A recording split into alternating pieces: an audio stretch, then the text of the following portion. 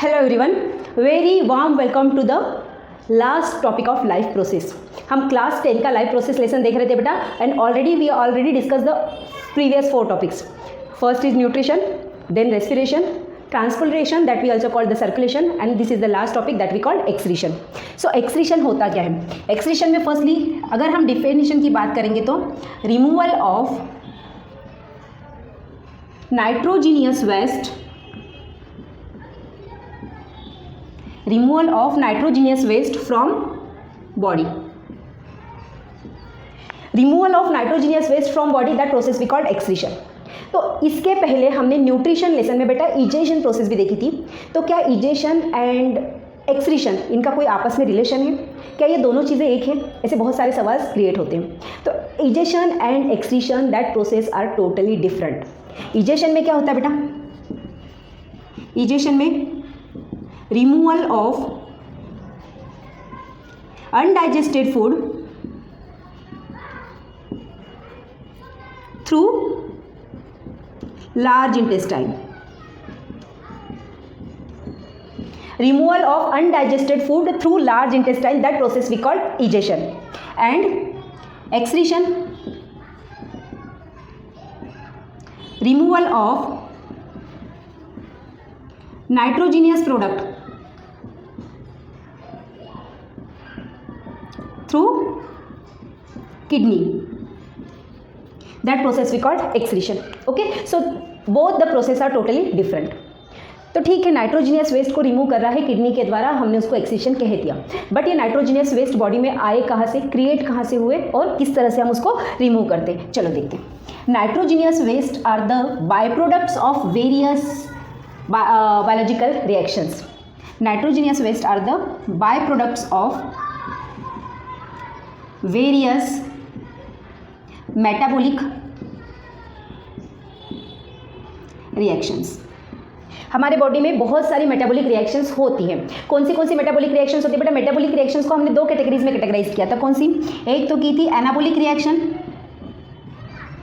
Anabolic reaction ये chemistry में भी आता है आपका, और catabolic reaction. So all the anabolic reactions and catabolic reaction perform inside our body, that we call the metabolic reaction.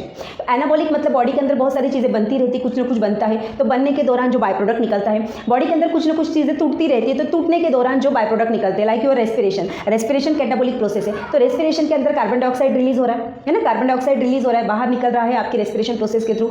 Digestion of the glucose हो रहा है, उसमें कुछ बाय प्रोडक्ट आपके बाहर निकल रहे हैं. तो ऐसे बहुत सारी बायोकेमिकल रिएक्शंस होती रहती है, जिसमें जो बाय प्रोडक्ट निकल रहे हैं वो बाहर फेंकने की प्रोसेस को हम एक्सक्रीशन बोलते हैं. वो बाहर फेंकने की प्रोसेस को हम एक्सक्रीशन बोलते हैं. ऑल ओवर द प्रोसेस को एक्सक्रीशन बोलते हैं. But specially nitrogenous waste kidney के द्वारा बाहर फेंका जाता है. स्पेशली नाइट्रोजीनियस वेस्ट किडनी के द्वारा बाहर फेंका जाता है. दैट्स वाई किडनी को हम एज अ एक्सक्रीटरी सिस्टम के अंदर रखते हैं. किडनी की जो सिस्टम है that we call the excretory system. तो बॉडी के अंदर कौन सी चीज़ें को बाहर फेंका जाता है? फर्स्ट तो मेटाबॉलिक वेस्ट ऑफ बॉडी हम बोलेंगे. वेस्ट ऑफ बॉडी कौन से है? पहला तो वेस्ट है बॉडी का कार्बन डाइऑक्साइड. कार्बन डाइऑक्साइड को हम रिमूव करते बाय नोज. नॉस्ट्रिल से हम रिमूव करते by the process of exhalation. Then आता है आपका स्वेट. स्वेट है बेटा पसीना. पसीना को हम रिमूव करते by sweat gland. Sweat gland कहाँ पे है? ये स्किन के अंदर लोकेटेड है. तो स्किन के ऊपर आपका पसीना आता है. मीन्स इन शॉर्ट हम बोलते हैं कि स्किन के द्वारा हम पसीने को रिमूव करते हैं. तो पसीने के अंदर होता क्या है? पसीने के अंदर होता है वाटर, एक्सेस क्वांटिटी में वाटर, कुछ सॉल्ट और कुछ minerals. Water, salt and minerals ये आपके स्वेट के अंदर होते हैं. देन हम ऑयल रिमूव कर रहे हैं, ये भी स्किन के थ्रू कर रहे हैं. ऑयल रिमूव कर रहे हैं, ये भी स्किन के थ्रू कर रहे हैं, क्योंकि एक्सेस क्वांटिटी ऑफ ऑयल अगर बॉडी में बन गया, या फिर हमें बॉडी को मॉइस्चराइज करना है, बॉडी को मेंटेन रखना है उसका टेम्परेचर, पीएच, तो ऑयल ग्लैंड ऑयल सिक्रीट करती है जो स्किन के अंदर ही लोकेटेड होती है एंड स्किन को मॉइस्ट रखती है. तो ऑयल भी एक आपका बाय प्रोडक्ट के फॉर्म में स्किन में से रिलीज किया जाता है. एंड देन है हमारा फीसेस, जो आपकी लार्ज इंटेस्टाइन वेस्ट रिमूव कर रही है by the process of egestion. तो ये तो अदर रिमूवल कंपोनेंट है जो बॉडी के अंदर बनते हैं और अदर ऑर्गन्स के द्वारा रिमूव किए जाते हैं. तो किडनी नाइट्रोजीनियस वेस्ट रिमूव कर रही है, तो वो क्या रिमूव कर रही है? नाइट्रोजीनियस वेस्ट के अंदर ही उसका नाम है बेटा ऐसे सब्सटेंस जिसके अंदर नाइट्रोजन है, ऐसे सब्सटेंस को किडनी रिमूव कर रही है. ऐसे सब्सटेंस जिसके अंदर नाइट्रोजन है, ऐसे सब्सटेंस को किडनी रिमूव कर रही है। तो कौन से ऐसे सब्सटेंस है जिसके अंदर नाइट्रोजन है? एक तो है आपका अमोनिया, देन है urea and uric acid. Ammonia, urea and uric acid, इनके अंदर बहुत सारा नाइट्रोजन होता है जो हमारी बॉडी में बनता है by the various biochemical reactions, और उसको हमें रिमूव करना है क्योंकि ये हार्मफुल है, बॉडी के लिए टॉक्सिक है, पॉइजनस है ना। तो हम यूरिया रिमूव करते हैं, हम यूरिन के फॉर्म में उसको रिमूव करते हैं। तो क्या जो अदर ऑर्गेनिज्म है क्या वो भी यूरिन रिलीज करते हैं? नहीं बेटा, सभी ऑर्गेनिज्म अलग अलग कैटेगरीज में अपना नाइट्रोजनियस वेस्ट बाहर फेंकते हैं, and on that basis organism are categorised into 3 category. Organisms are categorised into 3 category on the basis of their nitrogenous waste. So nitrogenous waste के बेसिस पे, नाइट्रोजीनियस वेस्ट 3 तरह का है, उसके बेसिस पे उस ऑर्गेनिज्म को डिवाइड किया गया 3 कैटेगरी में। First category is ammonotelic organism. Ammonotelic organism means ऐसे ऑर्गेनिज्म जो अमोनिया को रिलीज कर रहे हैं, एक्सक्रीट अमोनिया, ऐसे ऑर्गेनिज्म जो अमोनिया को एक्सक्रीट कर रहे हैं। और अमोनिया बेटा हाईली टॉक्सिक है, and ammonia want more quantity of water to dissolve in it. Ammonia को बॉडी के अंदर बहुत सारा पानी चाहिए डिजोल्यूशन के लिए, तो हमारी बॉडी में तो इतना पानी होता नहीं। तो जनरली अमोनोटेलिक ऑर्गेनिजम्स कौन से होते हैं? Generally ammonotelic organisms aquatic animals होते हैं बेटा, एक्वेटिक एनिमल्स, क्योंकि एक्वेटिक एनिमल्स पानी के अंदर रहते हैं तो ऑब्वियसली उनके पास बहुत सारा पानी है, तो उस एक्वेटिक एनिमल्स अमोनोटेलिक होते हैं, मीन्स वो अमोनिया को रिलीज कर रहे हैं, एक्सक्रीट कर रहे हैं। सेकंड कैटेगरी है आपकी यूरियोटेलिक, यूरिकोटेलिक। पहले यूरिकोटेलिक देखते हैं, then ureotelic. Uricotelic organism, uricotelic organism excrete करते हैं uric acid.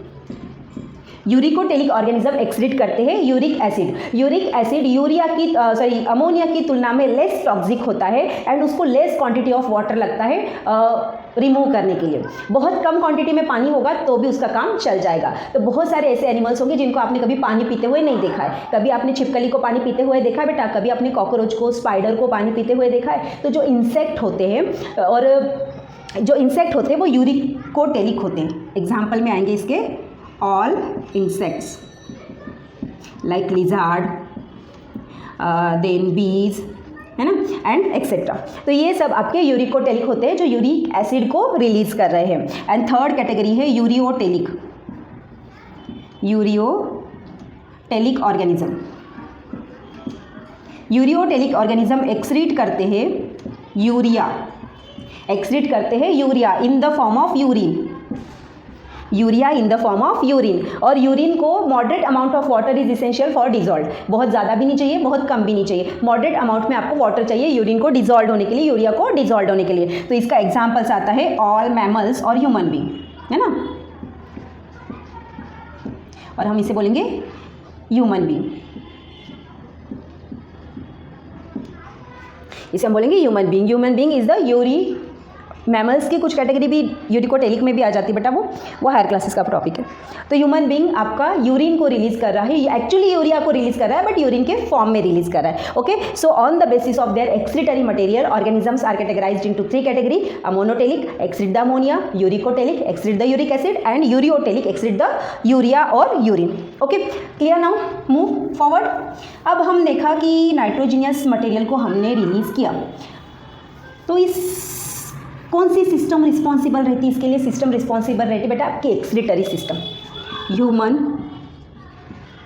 Excretory system responsible for the removal of the nitrogenous waste from the body. तो ह्यूमन एक्सक्रीटरी सिस्टम में कौन से ऑर्गन्स होते हैं? ह्यूमन एक्सक्रीटरी सिस्टम में आता है किडनी। किडनी कैसी है बेटा? बीन शेप है, बीन शेप किडनी, और कितनी छोटी रहती है? नियर अबाउट आपकी 12 सेंटीमीटर लेंथ, 5 सेंटीमीटर आपकी wide, and 2 to 3 centimetre thickness, छोटा सा एरिया आपका रहता है। देन रहते हैं pair of ureter, pair of ureter, urinary bladder and urethra. These are the organs included in the excretory system। तो यहाँ पे देखो हमने excretory system को ड्रॉ किया है। डायग्राम की राइट साइड हमारी राइट साइड डायग्राम की लेफ्ट साइड। तो ये आ गई आपकी लेफ्ट किडनी, ये है बेटा राइट किडनी। ओके ये यहाँ पे आपको दो कलर दिख रहा है, एक रेड कलर की और एक वाइट ब्लू कलर की आर्टरी एंड वेन है। तो कुछ special kind of the artery and when kidney को ब्लड का सप्लाई करता है, उसे बोलते हैं हम रीनाल, नाम है उसका बेटा, बोलते हैं renal artery and renal vein, renal artery and renal vein. Tubular part start हो रहा है यहाँ से, किडनी, दोनों किडनी से जो ट्यूबुलर पार्ट निकल रहा है, that tubular part we called ureter. तो हमने यहाँ पे बोला पेयर ऑफ यूरेटर, क्योंकि ये दो है, that's why pair of ureter. And यहाँ पे एक बैग लाइक स्ट्रक्चर दिखाई दे रहा है जिसके अंदर दोनों यूरेटर आपके ओपन हो रहे हैं, that we called urinary bladder, that we called urinary bladder. And the opening of the urinary bladder we called urethra, the opening of the urinary bladder we called urethra. जैसे हमने देखा कि anus के पास वॉलुंटरी muscles थी जिसके through हम faeces के action को कंट्रोल कर सकते थे, रिमूवल ऑफ फीसेस के एक्शन को, वैसे यूरेथ्रा के पास भी वॉलुंटरी मसल्स होती है जिसके थ्रू हम यूरिन डिपोजिशन के एक्शन को कंट्रोल कर सकते हैं। So this is the structure of human excretory system. इसमें पेयर ऑफ किडनीज होता है जिसके अंदर ब्लड का सप्लाई किया जाता है by renal artery and renal vein, and ureter है पाइपलाइन जो आपका यूरिनरी ब्लैडर में ओपन हो रहा है, finally urinary bladder open through urethra. Okay ये तो सिस्टम है उसका। अब प्रोसेस ऑफ फिल्ट्रेशन कैसा हो रहा है, प्रोसेस ऑफ यूरिन फॉर्मेशन कैसा हो रहा है वो चलो देखते हैं, है ना। प्रोसेस ऑफ फिल्ट्रेशन,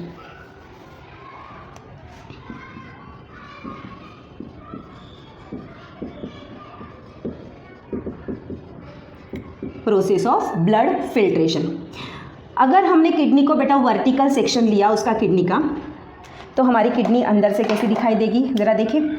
ये हमने किडनी का सेक्शन लिया तो किडनी के अंदर ये आपकी आ रही है रीनाल आर्टरी, है ना, एंड ये आ रही है रीनाल when,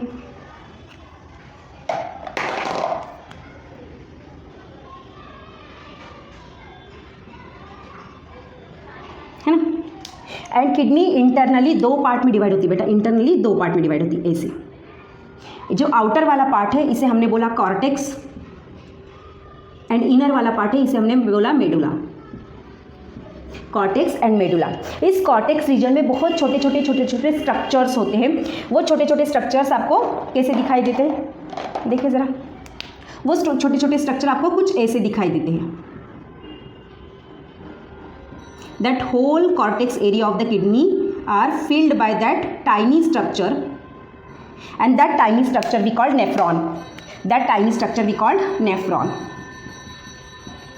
that tiny structure we called nephron. So nephron is the structural and functional unit of kidney. Nephron is the structural and functional unit of kidney. Structural and functional unit है मतलब actual जो process है urine formation की, ultra filtration की, मतलब blood को filter करने की, वो प्रोसेस किडनी के नेफ्रॉन वाले हिस्से में हो रही बेटा, किडनी के नेफ्रॉन वाले हिस्से में हो रही है, इसलिए इसे structural and functional unit of kidney कहा गया। ओके तो अब हम नेफ्रॉन को देखते हैं कि वो कैसा एक्चुअली फिल्ट्रेशन प्रोसेस आपकी करता है। नेफ्रॉन का स्ट्रक्चर में ड्रॉ करूँ यहाँ पे, कैसा फिल्ट्रेशन करता है। नेफ्रॉन कैसा होता है बेटा, नेफ्रॉन ये कप लाइक स्ट्रक्चर है, ये कप लाइक स्ट्रक्चर है ऐसा, एंड कुछ उसका ट्यूबुलर पार्ट है ऐसा,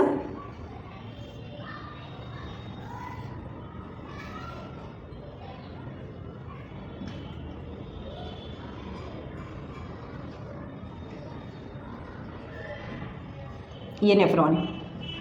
अब ये नेफ्रॉन एक ट्यूबुलर पार्ट है, टाइनी पार्ट है। वन किडनी के अंदर कितने नेफ्रॉन होते हैं, one kidney bearing 1 millions of nephron,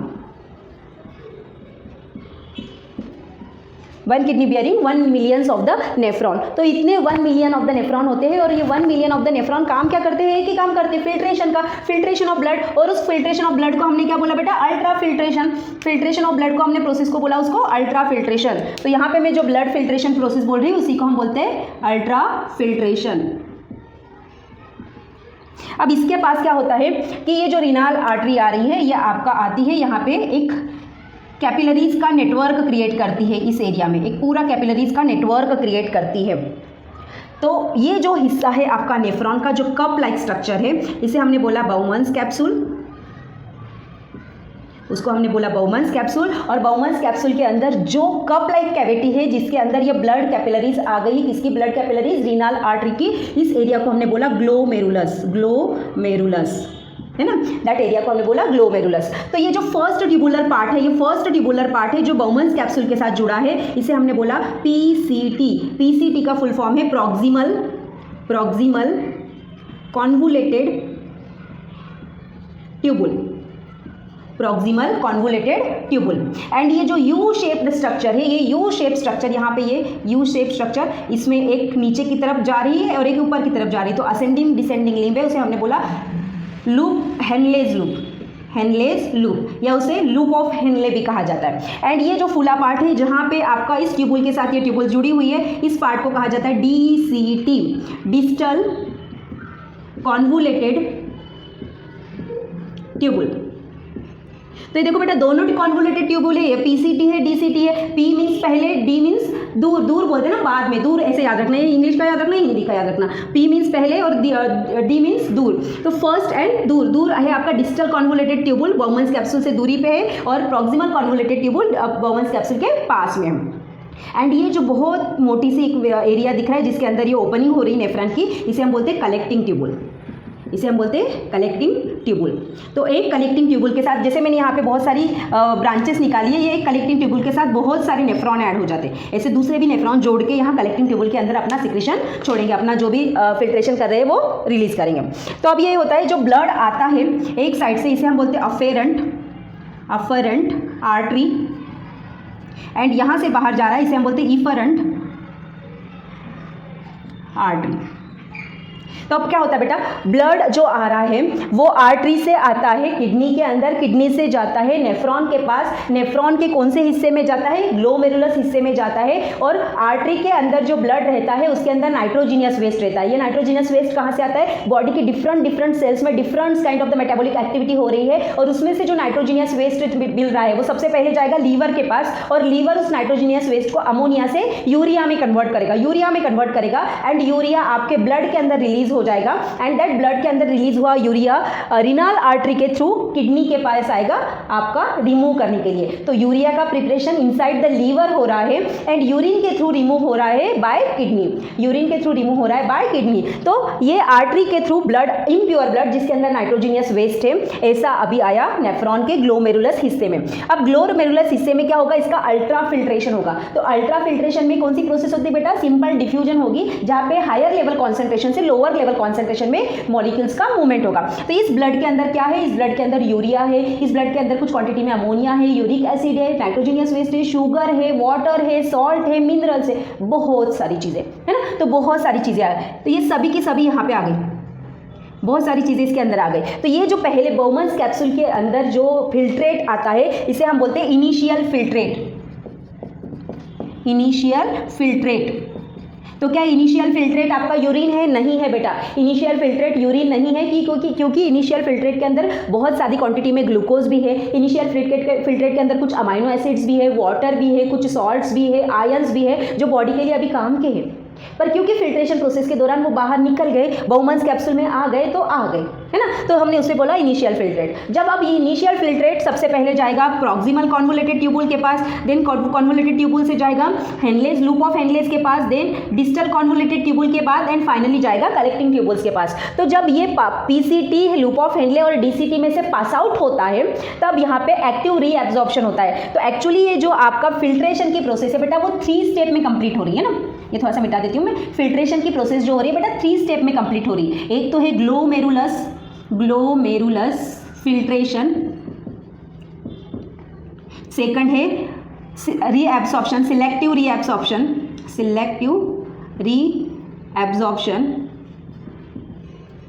and third है आपका सिलेक्टिव रीएब्सॉर्प्शन, एंड थर्ड है removal of waste.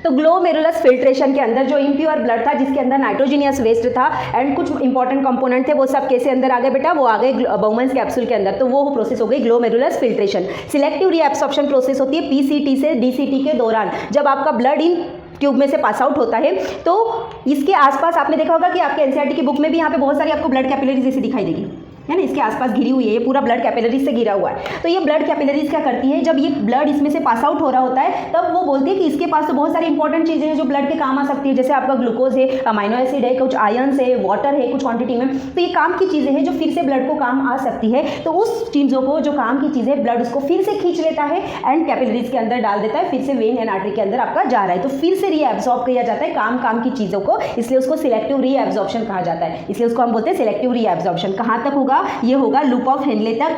Distal convoluted tubule में जब ब्लड आता है तब क्या होता है, यहाँ पे वाटर का रीएब्सॉर्प्शन किया जाता है बेटा एक्टिवली। वाटर का मतलब आपने देखो कि जैसे बहुत देर तक आपने पानी नहीं पिया तो आपकी बॉडी को तो वाटर की नीड है। अब बॉडी को वाटर की नीड है बट आप इंटेक ऑफ वाटर नहीं कर रहे हो, तो यूरिन के थ्रू जो वाटर बाहर जाने वाला था, अभी तक गया नहीं है, है ना, यूरिन के थ्रू जो वाटर बाहर जाने वाला था उसको फिर से रीएब्सॉर्ब किया जाता है। और अगर ये प्रोसेस बार बार हुई और लंबे समय तक हो गई तो फाइनली आपकी यूरिन कैसी बनती है बेटा, कॉन्सेंट्रेटेड यूरिन बनती है, क्योंकि यूरिन में से हम कंटिन्यूअसली वाटर को रिमूव करते जा रहे हैं एंड आपका जो सॉल्ट है, नाइट्रोजनियस वेस्ट है, वो तो यूरिन के अंदर एज इट इज है, तो वो जो यूरिन बनती जाएगी वो आपका कॉन्सेंट्रेटेड यूरिन बनेगी। तो क्या हर बार वाटर का रीएब्सॉर्प्शन करेगा, नहीं करेगा। जब बॉडी को जरूरत होगी, आपने बहुत देर तक वाटर ड्रिंक नहीं किया, इंटेक ऑफ वाटर नहीं किया और वाटर, बॉडी को अगर वाटर की नीड लग रही है, जरूरत हो रही है, तो बॉडी इस समय सिलेक्टिव रीएब्सॉर्प्शन ऑफ वाटर भी करेगी। एंड फाइनली यहाँ से जब ब्लड आपका आ जाएगा कलेक्टिंग ट्यूबुल्स के पास, सॉरी वेस्ट मटेरियल, जब यहाँ से पूरा वेस्ट मटेरियल कलेक्टिंग ट्यूबुल्स के पास आएगा, then we called it urine, then we called it urine. तो यहाँ पे जो आएगा बेटा वो यूरिन आएगा, यहाँ पे जो आएगा वो यूरिन आएगा। अब इस यूरिन को डायरेक्टली ये सब कलेक्टिंग ट्यूबुल्स, ये जो हमने बोला ना मेडुला वाला हिस्सा, ये जो मेडुला वाला हिस्सा, यहाँ से सब कलेक्टिंग ट्यूबुल्स बेटा ओपन हो रही है यूरेटर के अंदर, ये सब कलेक्टिंग ट्यूबुल यूरेटर के अंदर ओपन हो रही है। तो ये यूरेटर के अंदर यूरिन को पास आउट किया जाएगा और यूरेटर क्या करता है, यूरेटर सिंपली आपका यूरिन को किडनी से लेके यूरिनरी ब्लैडर तक ट्रांसपोर्ट करता है, और कुछ काम नहीं उसका, तो ये ट्रांसपोर्ट इन यूरिनरी ब्लैडर करेगा। So what is the functioning of urinary bladder? Urinary bladder is the sac like structure और bag like structure which is useful for the temporary storage of urine. जब तक हम यूरिन डिपोजिशन के लिए नहीं जाएंगे, हमारी वॉलंटरी एक्शंस नहीं होंगी, तब तक वो टेम्पररी यूरिनरी ब्लैडर उसको स्टोर करके रखता है। बट यूरिनरी ब्लैडर की कुछ कैपेसिटी होती है, तब तक ही वो स्टोर करता है। जब उसकी कैपेसिटी से हाफ फिल हो जाता है या मोर देन हाफ वो फिल हो जाता है, देन हमें सिग्नलिंग मिलना स्टार्ट हो जाते हैं ब्रेन से and then we want to go for washroom, we want to go for washroom. तो हम यूरिन को रिमूव करना चाहते हैं, तो ये यूरिनरी ब्लैडर आपका टेम्पररी स्टोरेज ऑफ यूरिन होता है। That is the process we called ultrafiltration. इस प्रोसेस को हमने बोला अल्ट्रा फिल्ट्रेशन। किसके द्वारा हो रही है? नेफ्रॉन के द्वारा हो रही है। कैसा बना रहा है नेफ्रॉन? क्या कर रहा है, यूरिया को यूरिन में कन्वर्ट करके बॉडी से रिमूव किया जा रहा है। यूरिया कौन बना रहा है? यूरिया कौन बना रहा है? लीवर बना रहा है। लीवर के अंदर सेल का नाइट्रोजनियस वेस्ट जमा हो जाता है, देन अमोनिया से, यूरिक एसिड से यूरिया आपका डेवलप किया जाता है, क्योंकि अमोनिया बनता है पहले, बट अमोनिया टॉक्सिक है हमारी बॉडी के लिए, देन उसको यूरिया में कन्वर्ट किया जाता है, ब्लड के अंदर रिलीज किया जाता है एंड ब्लड के थ्रू ये सब चीज़ें रिलीज होने के लिए आती है किडनी के पास। तो इन शॉर्ट किडनी की जो नेफ्रॉन है, एक किडनी के अंदर 1 मिलियन ऑफ द नेफ्रॉन है, तो 2 किडनी के अंदर 2 मिलियंस ऑफ द नेफ्रॉन, ये हमारा अल्ट्रा फिल्ट्रेशन का काम करेगी एंड यूरिन को रिमूव करेगी। ओके, वन मोर थिंग आपकी एनसीईआरटी में जो दी है बेटा डायलिसिस से रिलेटेड एक छोटा सा टॉपिक है, वो भी देख लेते हैं। अगर किसी इंसान की किडनी खराब है, तो अगर एक किडनी खराब है तो कोई दिक्कत नहीं बेटा, दूसरी किडनी के ऊपर वो इंसान आराम से जीवित रह सकता है लंबे समय तक, है ना। अगर एक किडनी खराब है तो कोई दिक्कत नहीं है, दूसरे किडनी के भरोसे वो इंसान आराम से जीवित रह सकता है लंबे समय तक। बट अगर दोनों किडनी खराब है तो क्या? दोनों किडनी खराब है तो एक प्रोसेस की जाती है, that we call dialysis. That process we call dialysis. और डायलिसिस आर्टिफिशियल किडनी के थ्रू की जाती है, आर्टिफिशियल किडनी के थ्रू की जाती है। आर्टिफिशियल किडनी क्या होती है? आर्टिफिशियल किडनी ये मशीन है एक, it is the filtration machine. इस फिल्ट्रेशन मशीन में के अंदर यहाँ से आपका ब्लड निकाला जाता है, एक वेन के अंदर, एक आर्टरी के अंदर आपका इंजेक्शन के थ्रू ब्लड निकाला जाता है इस मशीन के अंदर। जैसे ये किसी पर्सन का हाथ है बेटा, सपोज ये फिल्ट्रेशन मशीन है, सपोज इसके अंदर कुछ फिल्ट्रेशन आपके केमिकल्स लगे हैं ये, तो इसके अंदर आपका ब्लड जाएगा, इस फिल्ट्रेशन मशीन के अंदर ब्लड जाएगा, है ना, एंड वो फिल्टर होके, क्योंकि उसमें से किडनी है नहीं तो उसमें से नाइट्रोजनियस वेस्ट करने की कैपेसिटी तो है नहीं उस पर्सन के पास, तो ये मशीन उसको फिल्टर करेगी एंड फिर से उस ब्लड को फिर से दूसरी वेन में आपका डाल दिया जाएगा, फिर से वो ब्लड को दूसरी वेन में डाल दिया जाएगा। तो ये जो प्रोसेस कहलाती है, that process we call dialysis, है ना, that process we call dialysis. But dialysis थोड़ी सी मुश्किल प्रोसेस इसलिए हो जाती है कि अगर किसी पर्सन की दोनों किडनी खराब है तो उसको वीक में कम से कम 3 बार डायलिसिस करना होता है, और एक बार डायलिसिस करने के लिए कम से कम 4 घंटे का समय लगता है, एज वेल एज कॉस्टली भी जाता है, एज वेल एज ये थोड़ा सा कॉस्टली भी जाता है। तो परेशानी तो होती है ना पर्सन को, जो पर्सन डायलिसिस में जा रहा है उसको तो परेशानी होगी बेटा कि रोज़ हफ्ते में 3 बार आपका इंजेक्शन जा रहे हैं बॉडी के अंदर, उसमें से पूरा खून आपका फिल्ट्रेट किया जा रहा है, देन उसको पूरा बॉडी के अंदर फिर से इंजेक्ट किया जाता है। इवन तो उनको इंस्ट्रक्शन भी दिए जाते हैं कि आपको बहुत कम से कम क्वांटिटी में वाटर का ड्रिंक करना है, पानी कम से कम पीना है, क्योंकि पानी रिमूव करने का उनकी बॉडी में ये एक ही सिस्टम है। हालांकि पसीने के थ्रू भी जा रहा है वाटर बाहर, बट पसीने के थ्रू बहुत कम क्वांटिटी में वाटर बाहर निकलता है, और वो तो गर्मी के दिनों की बात हो गई। रादर जो दूसरा सीजन है उसमें तो पसीना आपको जनरली नहीं आता, तो बॉडी में से वाटर को रिमूव करने का ये एक ही जरिया है। अगर ये ही जरिया बंद है तो क्या होगा, एक्सेस क्वांटिटी में अगर वाटर ड्रिंक किया तो बॉडी के अंदर वाटर का एक्यूमुलेशन होना स्टार्ट हो जाएगा और उसमें दूसरे प्रॉब्लम्स क्रिएट होने की पॉसिबिलिटीज है।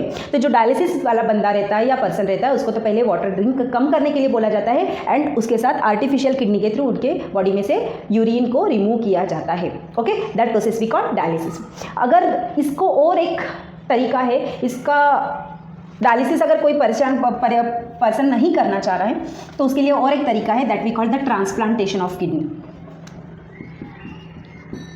Transplantation of kidney.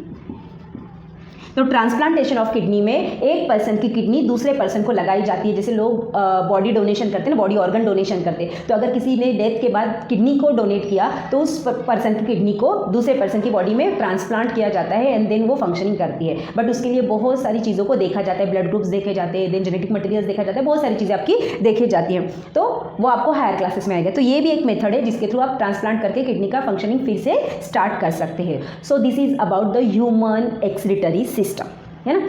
This is all about the human excretory system. तो क्या प्लांट बॉडी में भी कोई ऐसे एक्सक्रीटरी सिस्टम होती है जिसके थ्रू वो अपना बॉडी में से कुछ एक्सक्रीशन कर रहा है? हाँ जी, प्लांट बॉडी में भी एक्सक्रीटरी सिस्टम होती है, बट प्लांट की एक्सक्रीटरी सिस्टम थोड़ा सा डिफरेंट है।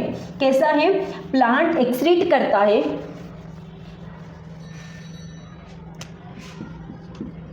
Plant excretion. प्लांट एक्सक्रीट कर रहा है बेटा excess of water. Excess of water किसके थ्रू एक्सक्रीट कर रहा है? एक्सेस ऑफ वाटर वो एक्सक्रीट कर रहा है by the process of transpiration. हालांकि ट्रांसपीरेशन एब्सॉर्प्शन ऑफ वाटर के लिए भी इंपॉर्टेंट होता है, बट एक्सेस क्वांटिटी में हो गया तो वो उसके थ्रू रिमूव कर रहा है। अगर कार्बन डाइऑक्साइड है तो वो स्टोमेटा के थ्रू रिमूव कर रहा है, और उसी स्टोमेटा के थ्रू कार्बन डाइऑक्साइड फिर से लेगा फोटोसिंथेसिस के लिए, है ना। देन प्लांट में सेकेंडरी मेटाबोलाइट्स बनते हैं। Secondary metabolites store in dead cells. क्या क्या बनते हैं? प्राइमरी मेटाबोलाइट्स क्या है बेटा? कार्बोहाइड्रेट है, प्रोटीन है, फैट है ना, जो प्लांट की बॉडी के लिए इसेंशियल है। सेकेंडरी मेटाबोलाइट्स में क्या आएगा? सेकेंडरी मेटाबोलाइट्स में प्लांट्स रेजिन बनाता है, लैटेक्स बनाता है,